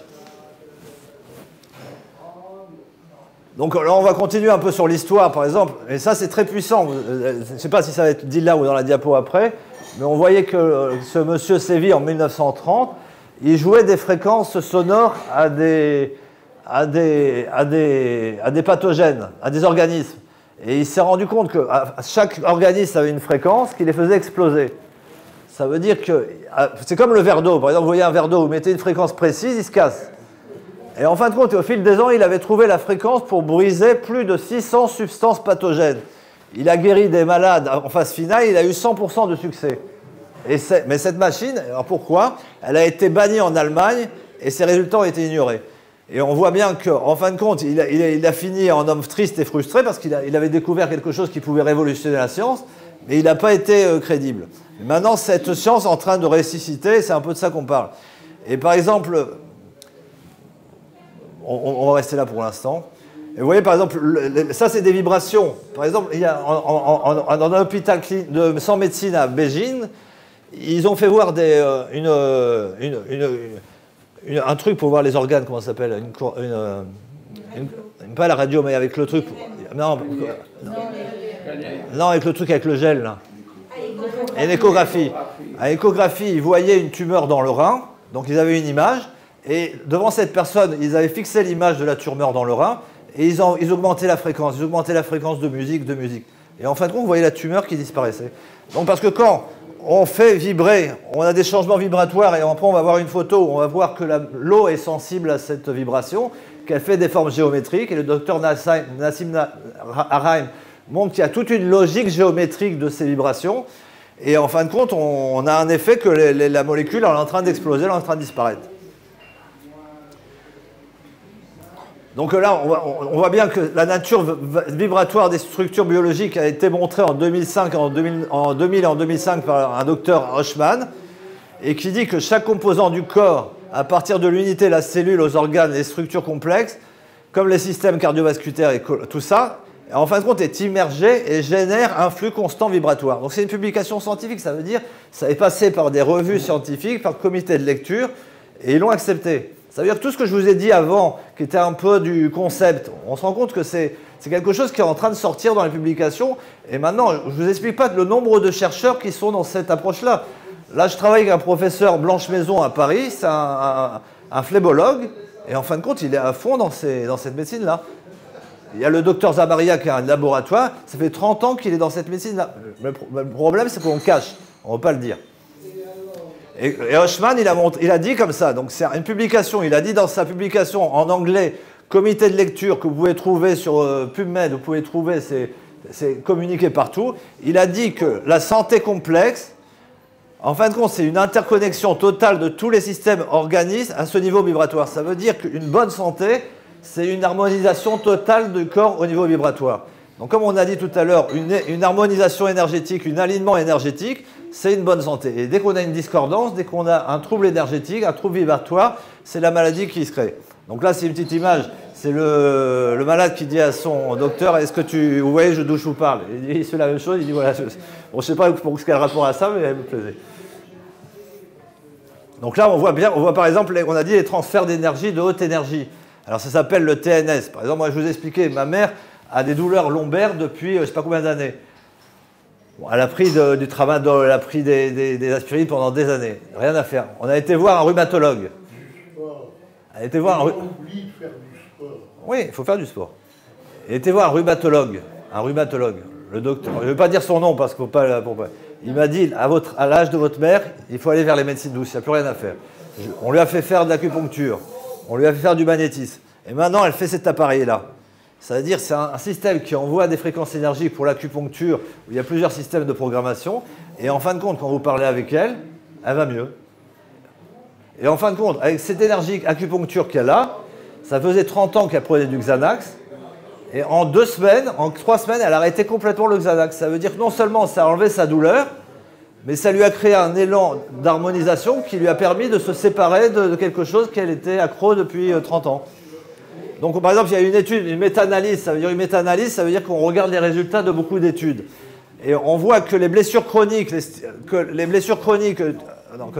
on voit que les blessures chroniques et toutes les... Je sais pas pourquoi il y a une problème dans la phrase. On se rend compte que toutes les blessures chroniques, toutes les douleurs lombaires, etc., sont guéries jusqu'à 140% plus rapidement avec des traitements classiques. Et ça, c'est une publication, 99. Bon, après, c'est pas l'industrie pharmaceutique qui va le dire. Il va dire, prenez du tramadol. Mais les médicaments, à force, ça ne fait plus rien, ça fait tout ça. Mais non, moi, ma mère, elle a pris du tramadol. À un moment donné, elle avait déconnecté. Elle ne buvait pas assez. Elle n'était plus là. Elle était complètement dans un autre monde. Donc alors maintenant, on va regarder sur un autre domaine. On a parlé des vibrations. Mais maintenant, on va parler dans un fait que la matière, on a vu que c'était une énergie, c'était une vibration. Mais là, ça va être encore plus fort. Ça veut dire qu'il y a eu des expériences qui montrent que la molécule, c'est-à-dire qu'un produit chimique est une fréquence électrique et est une vibration. Ça veut dire que vous prenez n'importe quelle molécule, c'est une énergie, une vibration. Ça veut dire que, par exemple, il y a une expérience qui a été faite. Il y a l'histamine, c'est une molécule qui est présente dans le corps, qui augmente la fréquence cardiaque. Et par exemple, l'atropine qui diminue la fréquence cardiaque. Et des chercheurs, des docteurs donc, ont exposé un cœur battant à ces fréquences, à les fréquences de ces molécules. Et ils ont eu les mêmes résultats. C'est-à-dire qu'il n'y avait pas besoin de la molécule, la fréquence suffisait pour avoir le phénomène. Alors, on voit bien que, même si ces conclusions, ça veut dire que maintenant, il y a plein de médecines. On se rend compte que l'eau a de la mémoire. Après, on va parler de l'eau, mais on se rend compte que... Il y a même l'homéopathe. L'autre jour, j'ai discuté avec un homéopathe. Il m'a dit, une fois en congrès, ce qu'ils ont fait. Ils ont pris de l'eau, ils ont marqué en dessous le traitement. Ils ont mis le verre d'eau dessus, ils l'ont bu. Le verre d'eau avait le même effet que de prendre la... C'est-à-dire que l'eau avait capté le message du traitement. Et ces résultats controversés, ils ont été repris au Canada, en Italie et en Israël. Et maintenant, ils sont publiés dans Nature, c'est-à-dire que le journal le plus haut qui existe dans la science. Celui qui a écrit un Nature, ça y est, il est tranquille. Alors, la question qu'on se pose, c'est les fréquences électriques des composés ont-elles les mêmes effets des composés? Ça veut dire que peut-être, on peut imaginer que demain, qu'en fin de compte, alors là, le problème, c'est l'industrie pharmaceutique, là, ils font la guerre. C'est-à-dire qu'on va leur dire, en fin de compte, tu n'as plus besoin de Xanax, tu n'as plus besoin de Tramadol, tu n'as plus besoin de tout ça. Il suffit d'envoyer l'énergie. C'est-à-dire, l'énergie, c'est la vibration qui va faire l'effet. Mais avant ça, il faut faire quelque chose pour... parce que quand on est déjà accro aux médicaments, pour arriver à mettre l'énergie à la place. Après, c'est là les problèmes de sevrage. Même regardez, ma mère, alors qu'elle était accro depuis 30 ans au Xanax, elle s'est séparée du Xanax et sans effet secondaire et sans problème. Après, le corps a un pouvoir d'autorégulation. Mais après, je ne vous le conseille pas de prendre... Pour l'instant, c'est de la recherche, c'est du domaine du développement. Il n'y a pas encore de... Il n'y a personne qui va vous vendre une énergie pour... Ah non, c'est sûr. Je vais vous demander, pardon. Est-ce que les fréquences radioélectriques ont une influence sur le corps humain? Après, il y a des influences. Après, c'est comme tout. Dans chaque chose, il y a du bien et du mal. Oui. Donc après, à une fréquence, ça peut avoir... Vous avez vu, je vous ai dit pour la fourmi avec le portable, ça Oui, c'est ça. Mais après, le fait est qu'on baigne là-dedans. On baigne là-dedans. Imaginez C'est ce que je pense, parce que j'ai fait du radioamateurisme, les fréquences VHF, UHF, enfin tout ça, les ondes électromagnétiques. Vous savez ce que je veux vous dire? On dit comme ça que le cerveau, c'est une énergie. Oui. Mais le cœur, c'est une énergie 5000 fois supérieure. Ça veut dire que si on ne veut pas être sensible à ces énergies, qu'est-ce qu'il faut? Renforcer son cœur. Il faut avoir un cœur qui vive positif. Quand on a le cœur qui vive positif, on inonde le monde d'énergie contraire. Et là, regardez, par exemple, vous voyez, une molécule, elle envoie des fréquences. C'est une vibration qui se propage. Alors, par exemple, on va parler, par exemple, maintenant, on va arriver vers la fin, mais vous voyez que les scientifiques de la pensée occidentale conventionnelle sont encore dominés par le matérialisme. C'est-à-dire que concrètement, on va voir un médecin, on va voir un scientifique, il va vous dire l'homéopathie, j'y crois pas, la mémoire de l'eau, j'y crois pas, l'acupuncture, j'y crois pas. Mais ça, encore aujourd'hui, il y a des physiciens qui, si on leur dit que la mémoire de l'eau, l'homéopathie, et là, ça devient la crise totale. Donc, ils ont une vision mécanistique du monde, mais par contre, il y a des scientifiques de pointe, bon, je ne parle pas de moi, qui pensent qu'en fin de compte, la neurologie et beaucoup de domaines de la science passent par ces phénomènes quantiques. Et là, vous voyez par exemple que Laszlo et Denis en 2012, qui est récent, il dit qu'en fin de compte, on ne peut plus avancer dans des phénomènes biologiques et des phénomènes de santé si on ne met pas l'hypothèse d'énergie et on met pas d'énergie. Et maintenant, tu vois, actuellement, il y a des centaines d'études de scientifiques dans ces 50 dernières années qui parlent de forces invisibles, de spectres électromagnétiques qui influencent la biologie. Alors par exemple, là, comme tout à l'heure, je vous ai mis une photo, c'est-à-dire c'est de l'eau qui vibre avec des musiques. Vous voyez qu'en fonction de la fréquence de la musique, elle vibre différent. Puis là, je vais vous expliquer la manip du professeur Montagnier que je vous ai parlé tout à l'heure. Donc il a découvert que, par exemple, il a découvert dans l'autisme, il a rendu compte que dans l'autisme, il y avait une résonance particulière dans leur sang. Et en fin de compte, cette résonance particulière, c'est un ADN d'une bactérie, une bactérie pathogène. Et il émet l'hypothèse que toutes les bactéries pathogènes ont une résonance particulière. Alors, ce qu'il a fait, c'est qu'il a pris cette résonance de cet ADN, il l'a mis dans de l'eau. Il l'a mis dans de l'eau et il a dilué.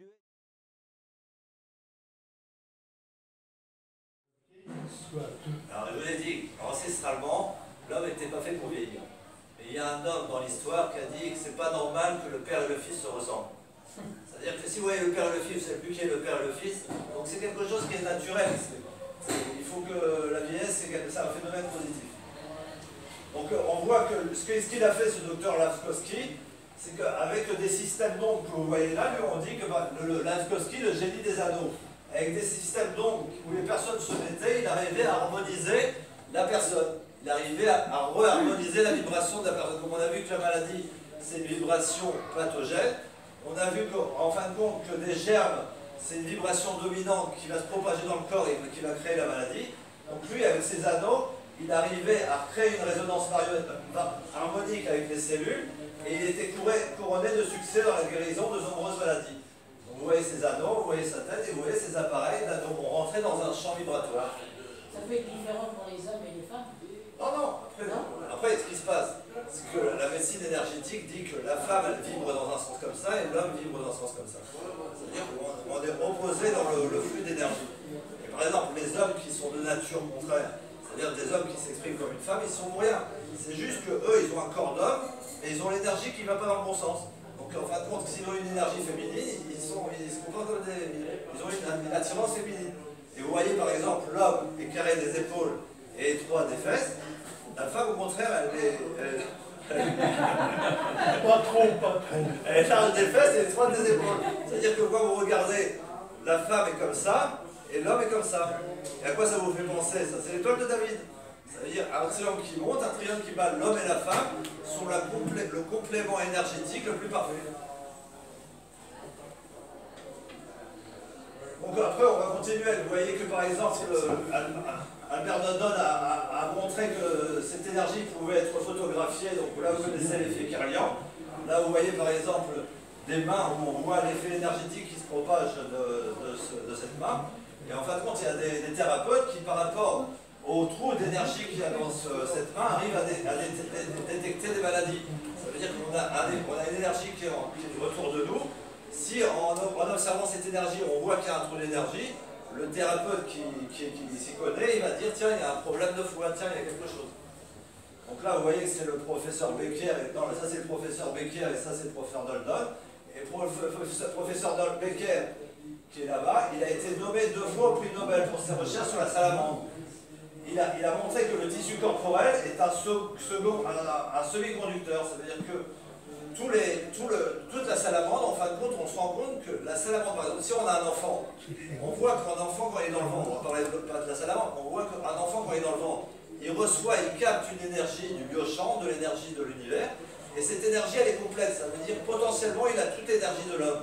Ça veut dire que quand ils ont pris la salamandre, pas le fœtus, c'est quoi le bébé d'un truc, c'est comme une grenouille, le petit truc d'une grenouille.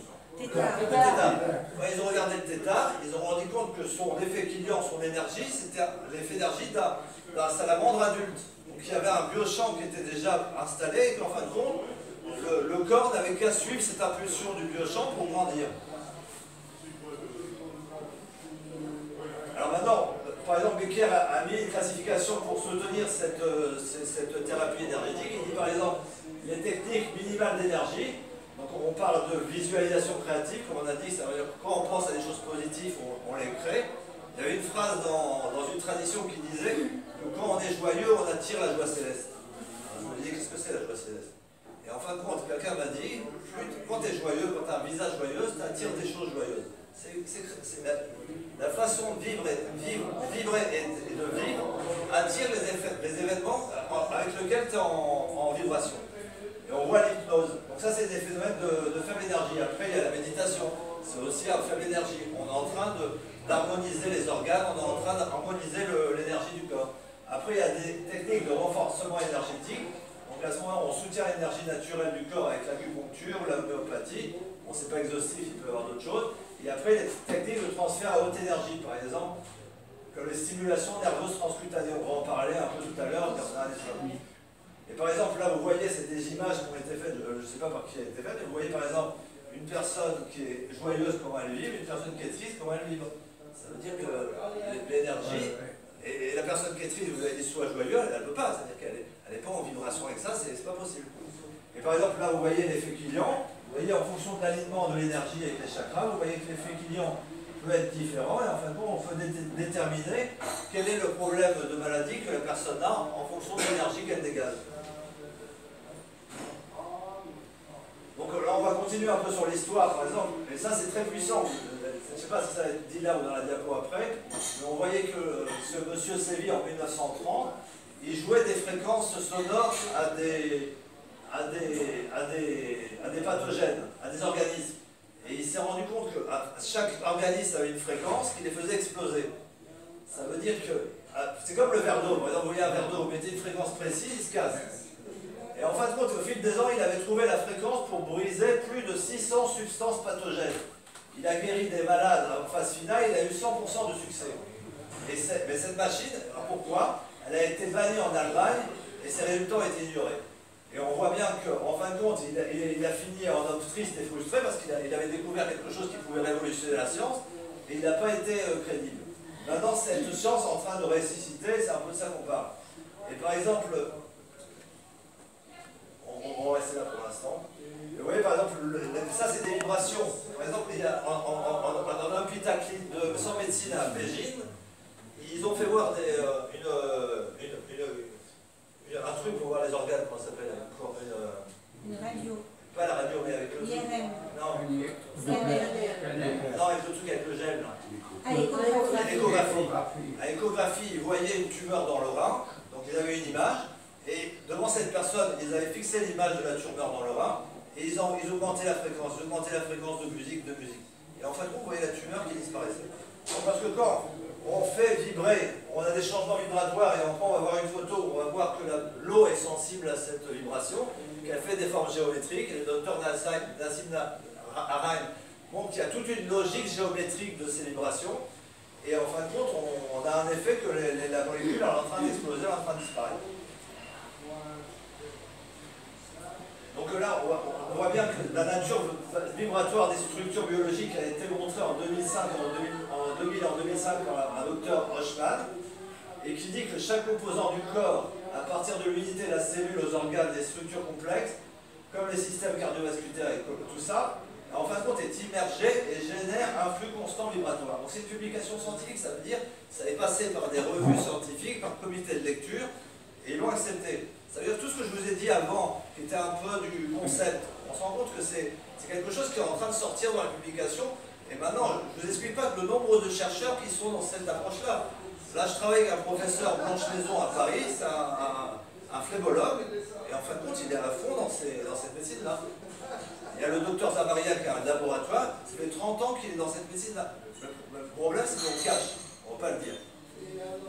Et Hochmann, il a dit comme ça, donc c'est une publication, il a dit dans sa publication en anglais, comité de lecture que vous pouvez trouver sur PubMed, vous pouvez trouver, c'est communiqué partout, il a dit que la santé complexe, en fin de compte, c'est une interconnexion totale de tous les systèmes organismes à ce niveau vibratoire. Ça veut dire qu'une bonne santé, c'est une harmonisation totale du corps au niveau vibratoire. Donc, comme on a dit tout à l'heure, une harmonisation énergétique, un alignement énergétique, c'est une bonne santé. Et dès qu'on a une discordance, dès qu'on a un trouble énergétique, un trouble vibratoire, c'est la maladie qui se fait. Donc là, c'est une petite image. C'est le malade qui dit à son docteur, est-ce que tu... Oui, je parle. Il fait la même chose, il dit voilà. Bon, je ne sais pas ce qu'il y a rapport à ça, mais... Donc là, on voit par exemple, on a dit les transferts d'énergie, de haute énergie. Alors ça s'appelle le TNS. Alors, moi, je vais vous expliquer, ma mère a des douleurs lombaires depuis je ne sais pas combien d'années. Elle a pris du tramadol, elle a pris des aspirines pendant des années. Rien à faire. On a été voir un rhumatologue. Du sport. Les gens oublient de faire du sport. Oui, il faut faire du sport. Elle a été voir un rhumatologue. Je ne vais pas dire son nom parce qu'il ne faut pas la comprendre. Il m'a dit, à l'âge de votre mère, il faut aller vers les médecines douces, il n'y a plus rien à faire. On lui a fait faire de l'acupuncture, on lui a fait faire du magnétisme. Et maintenant, elle fait cet appareil-là. C'est-à-dire c'est un système qui envoie des fréquences énergiques pour l'acupuncture.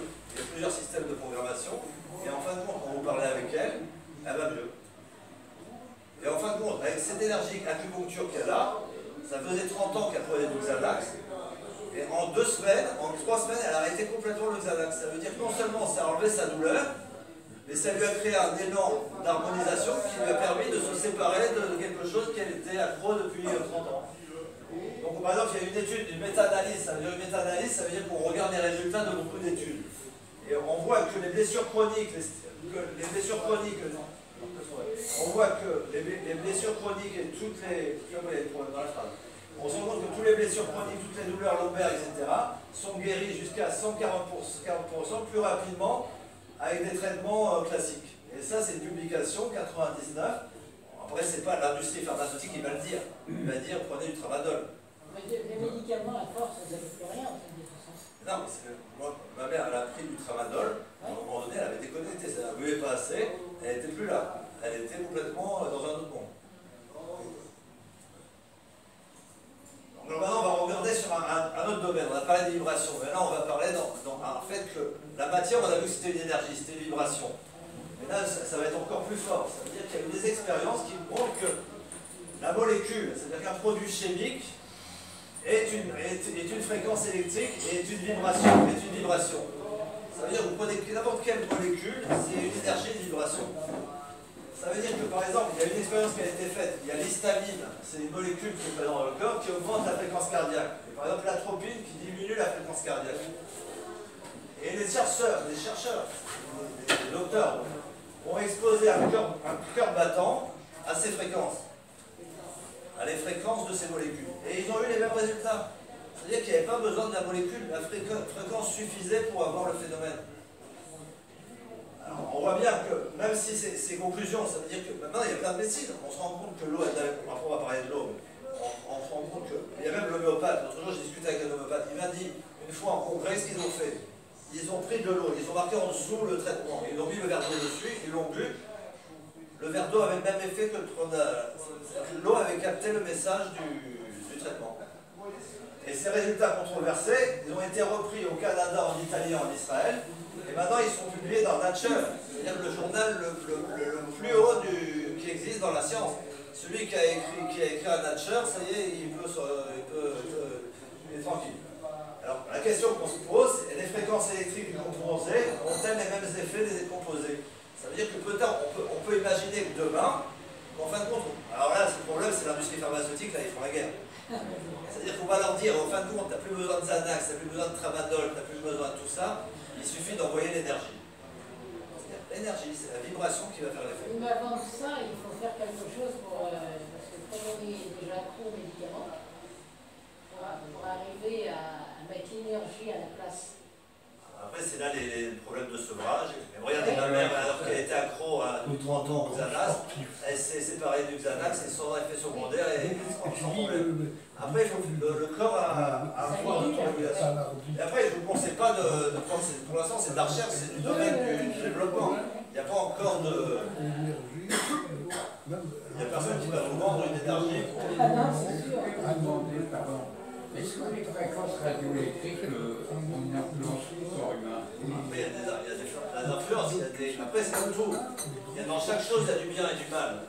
Donc après, il y a une fréquence, ça peut voir. Vous avez vu, je vous ai dit pour la fourmi avec le portable, ça vient de ça. Oui, c'est ça. Mais après, le fait est qu'on baigne là-dedans. On baigne là-dedans. Imaginez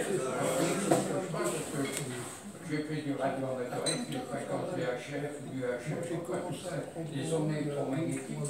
Mais vous savez ce que je veux dire? On dit comme ça, que le cerveau, c'est une énergie. Oui. Mais le cœur, c'est une énergie 5000 fois supérieure. Ça veut dire que si on ne veut pas être sensible à cette énergie, qu'est-ce qu'il faut? Renforcer son cœur. Il faut avoir un cœur qui est positif. Quand on a le cœur qui est positif, on inonde le monde d'énergie. Et là, par exemple, vous voyez, les molécules, alors on a des fréquences, c'est une vibration qui se propage. Alors par exemple, on va parler, maintenant on va arriver à la fin, mais vous voyez que les scientifiques de la pensée occidentale conventionnelle sont encore dominés par le matérialisme, c'est-à-dire que concrètement, on va voir un médecin, on va voir un scientifique, il va vous dire l'homéopathie, j'y crois pas, la mémoire de l'eau, j'y crois pas, l'acupuncture, j'y crois pas. Et ça, encore aujourd'hui, il y a des physiciens qui, si on leur dit que la mémoire de l'eau, l'homéopathie, et là, ça devient la crise totale. Donc, ils ont une vision mécanistique du monde, mais par contre, il y a des scientifiques de pointe, bon, je ne parle pas de moi, qui pensent qu'en fin de compte, la neurologie et beaucoup de domaines de la science passent par ces phénomènes quantiques. Et là, vous voyez par exemple que Laszlo et Denis en 2012, qui est récent, il dit qu'en fin de compte, on ne peut plus avancer dans des phénomènes biologiques et des phénomènes de santé si on ne met pas l'hypothèse d'énergie et on met pas d'énergie. Et maintenant, actuellement, il y a des centaines d'études de scientifiques dans ces 50 dernières années qui parlent de forces invisibles, de spectres électromagnétiques qui influencent la biologie. Alors par exemple, là, comme tout à l'heure, je vous ai mis une photo, c'est-à-dire c'est de l'eau qui vibre avec des musiques. Vous voyez qu'en fonction de la fréquence de la musique, elle vibre différent. Puis là, je vais vous expliquer la manip du professeur Monzanier que je vous ai parlé tout à l'heure. Donc il a découvert par exemple, il a découvert dans l'autisme, il rendait compte que dans l'autisme, il y avait une résonance particulière dans leur sang. Et en fin de compte, cette résonance particulière, c'est un ADN d'une bactérie pathogène. Et il émet l'hypothèse que toutes les bactéries pathogènes ont une résonance particulière. Alors ce qu'il a fait, c'est qu'il a pris cette résonance de cet ADN et il l'a mis dans de l'eau. Il l'a mis dans de l'eau et il a dilué l'eau. Donc il n'y avait plus d'ADN. Première manip, cette eau qui était diluée, qui n'avait plus d'ADN, il a mis de l'ADN polymérase, donc de l'enzyme qui synthétise l'ADN, et il a mis des acides nucléiques. L'ADN a été reconstitué à 99%. Ça veut dire que c'est l'énergie qui est restée dans l'eau qui a été le support de l'information pour reconstituer l'ADN. Après, il en fait encore mieux, c'est que ce tube où il y avait l'énergie de l'ADN qui était diluée, il l'a mis à côté d'un autre tube. Et la résonance est passée, et on a reconstitué l'ADN de la même façon à 98%. Après, il a encore mieux, c'est qu'il a fait écouter cette musique à un capteur. Et il l'a envoyé en mail à 5000 km en Californie. Et en Californie, ils ont reconstitué l'ADN de façon à 98%. Donc là, j'ai mis cette image qui convient, vous voyez bien l'ADN, et en fin de compte, l'ADN, c'est des notes de musique, c'est une vibration, c'est une résonance. Et en fin de compte, et après, on parle de biophotons, on parle que toute cette énergie, c'est le support de toutes les vibrations qu'on dégage et qui sont présentes autour de nous.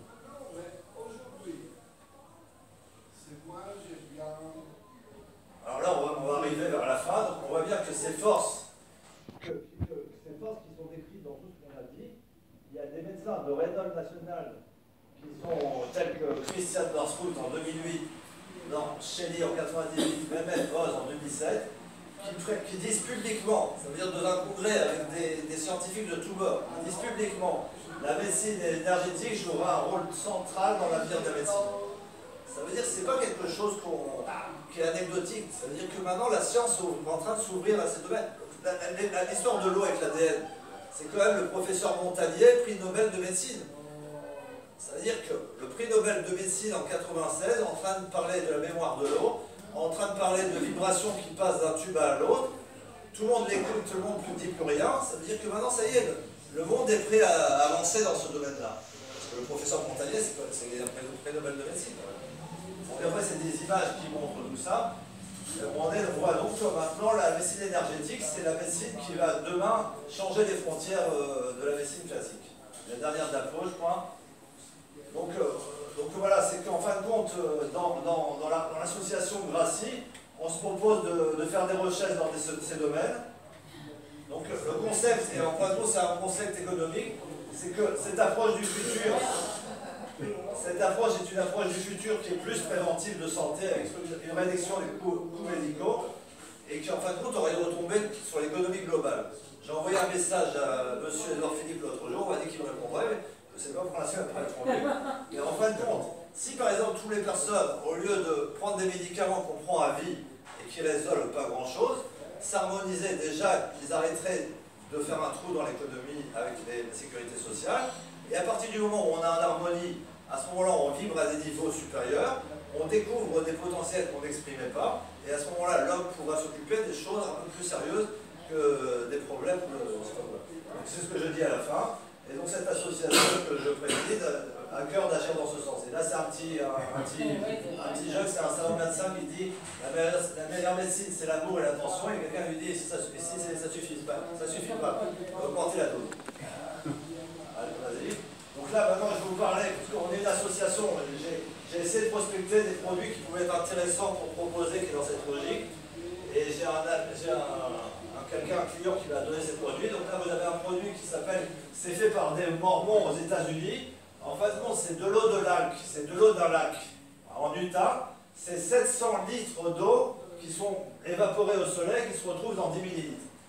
Ça veut dire qu'on a 72 éléments dedans. Alors que l'univers, la nature a 92 éléments. Ça veut dire que vous avez pratiquement tous les éléments de l'univers dans ce petit flacon. Donc là, vous avez le détail, par exemple, de l'eau de mer. Vous avez tout ça dans l'eau de mer.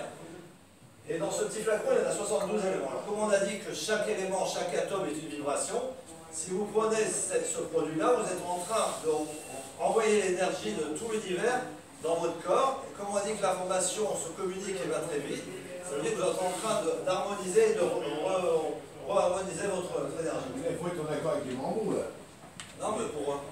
Il faut être en accord avec les Mormons, c'est... Non, je suis pas en accord avec... C'est eux qui fabriquent. Oui, c'est ce que je dis bien, faut être en Non, accord. je suis d'accord. Non, je suis d'accord. Moi, ces gens-là, les Mormons, là, c'est les Mormons comme il y a d'autres sectes. Les Mormons, je veux dire, moi, alors... Actuellement, je suis en contact avec un dentiste au Liban. On parle scientifique, etc. Ça se passait très bien. Et il y a depuis 5 jours, il m'a partagé dans des groupes. Et là, il a une pression politique. Il dit, qui c'est celui-là? Il est scientifique, rabbin, on le vit, il a plein de problèmes. L'autre jour, il m'a demandé, t'es né où? T'es français? T'es quelle nationalité? T'es où? Je lui dis, moi, je parle pas de politique, tu veux faire de la science, on continue à parler, tu veux parler de politique, on a... Et ça, par exemple, c'est 72 éléments. Vous voyez, par exemple, le tableau périodique de Mendeleïev. Il y a tous les éléments de la nature. Et vous voyez que là, il y en a 118. Et vous voyez dans ce petit flacon que je vais vous proposer. Après, c'est pour aider l'association pour avancer, on va la créer. Donc, l'anecdotique, c'est 10 € le flacon. Si ça vous intéresse, ça ne vous intéresse pas, c'est pas grave, on ne le vendra pas. Mais en tout cas, dans ce petit flacon de 10 millilitres, vous avez 72 de ces éléments. il a été montré qu'il y a l'eau de Quinton. L'eau de Quinton, c'est une eau qui est de l'eau des sédiments de l'eau. Des sédiments de l'eau, des sédiments de la mer. Ils ont fait une expérience, M. Quinton, à l'époque, il y a je ne sais pas combien d'années, il a montré qu'il perfusait ses chiens avec de l'eau de Quinton, juste à enlever tout le sang. Il enlevait tout le sang du chien. Et le chien continue à vivre. Ça veut dire qu'avec l'eau de Quinton, le chien continue à vivre. Et avec le produit que vous avez 10 millilitres... Ça remplace le sang alors, tout ça. Je ne sais pas comment ça marche. Mais en fin de compte, avec ces 10 millilitres ou ces 20 millilitres que vous mettez dans votre boisson, dans votre eau de boisson, et vous mettez ça avec de l'eau physiologique si vous voulez, et vous reconstituez l'eau de Quinton. Ça veut dire que vous avez une eau qui ressource, qui réénergie. Et maintenant on a fini, et je vous remercie beaucoup. Vas-y, passe à toi. J'ai dit en toutes les langues pour ceux qui comprennent pas français. Si vous avez des questions. Oui, franchement, oui, j'aurais bien voulu poser une question, parce que tout à l'heure, j'avais entendu parler, je suis venu un petit peu en retard, c'est dommage, je n'ai pas suivi les débuts. Vous avez parlé de l'énergie positive et négative. Pour l'homme. Pour l'homme. Donc, je crois que ces énergies positives et négatives, donc on les a depuis... ça dépend de l'environnement où on a vécu, ça dépend comment on a été éduqué. Il ne faut pas parler de négatif et positif, c'est pas un bon sens. Ça veut dire que maintenant, quand on dit négatif, c'est mal vu. Mais c'est pas ça, c'est une énergie qui descend et une énergie qui monte. D'accord. Quand on a plus d'énergie, en fait, qui va faire des dommages en fait, dans le corps. Non, ça c'est la nature entre l'homme et la femme. C'est la spécificité entre l'homme et la femme. C'est-à-dire que les centres d'énergie, l'énergie ne circule pas de la même façon dans le corps. C'est-à-dire qu'une femme circule, l'énergie circule dans un sens, l'homme circule dans un autre sens. D'accord, non, en fait, alors j'avais mal compris, au cours des débats, vous avez dit, dans le corps, c'est-à-dire qu'il y a une certaine énergie qu'on a, négative, ça nous donne des maladies 3 ans après. C'est pas ça alors? Pas négative. C'est-à-dire que le chercheur a montré que chaque organisme, chaque chose, chaque molécule est une énergie. Vous concevez bien qu'une bactérie pathogène, elle n'est pathogène. Pourquoi elle est pathogène? Parce qu'en fin de compte, quand elle va être dans l'organisme, en dehors du fait le dommage biochimique, le dommage qu'elle va manger, peut-être elle va manger des membranes, peut-être qu'elle va manger le sucre, ou elle va créer un dommage biologique. Mais en plus, c'est une vibration, que si cette vibration est dominante, ça veut dire que si cette vibration est... Imaginez, vous avez une vibration qui va dans ce sens-là, vous avez une vibration qui va dans ce sens-là. Et si elle se perturbe, c'est la vibration dominante qui va prendre le dessus. Donc en fin de compte, si un pathogène a une vibration dominante dans le corps, à ce moment-là, cette vibration pathogène qui est dominante va créer une perturbation énergétique. D'accord. Oui, mais si on a eu beaucoup d'énergie négative, ça peut influencer après sur le corps. Quelle énergie négative? Les énergies négatives qu'on a par des influences, Après, ça c'est la vie qu'on a. Oui, c'est la vie qu'on a. Donc après, ça peut faire des maladies. Et oui, mais regardez, moi, je vais vous donner un exemple. Je vais parler de mon cas personnel. Il y a 30 ans de ça, moi je viens d'Algérie. Et quand j'étais en Algérie, j'ai des photos où on voit des images de repas de famille et des grandes images de repas de famille. Moi je suis né ici, je voyais ça de loin, des images. Donc j'avais un problème de clan. Après j'ai perdu mon père qui avait une maladie de sang, du sang épais. Il n'y a pas eu un problème familial ou il y avait encore un problème de famille. 10 ans après, qu'est-ce que je fais? Je fais une maladie du sang épais. Et comment j'ai guéri cette maladie? En faisant un arbre généalogique. Au moment où j'ai fait cet arbre généalogique que je n'arrivais pas, je me suis mis à pleurer. Et à ce moment-là, c'est ce qu'on appelle un effondrement quantique. La prise de conscience, ça a résolu, et je suis encore en vie, alors que concrètement, le professeur en médecine que vous soyez, dit avec une espérance de vie limitée, je ne devais pas vivre. Mais en fin de compte, après, tous les conflits, après, on ne va pas rentrer dans ces domaines-là, parce que c'est complexe à un point pas possible. Après, il suffit par exemple quelqu'un qui vous parle mal dans la rue, si vous le prenez mal et que vous intériorisez cette parole négative, vous la prenez à cœur, c'est l'énergie qui va peut-être revenir dans la nuit, c'est une énergie qui va peut-être vous contrarier, et peut-être après vous allez faire un eczéma.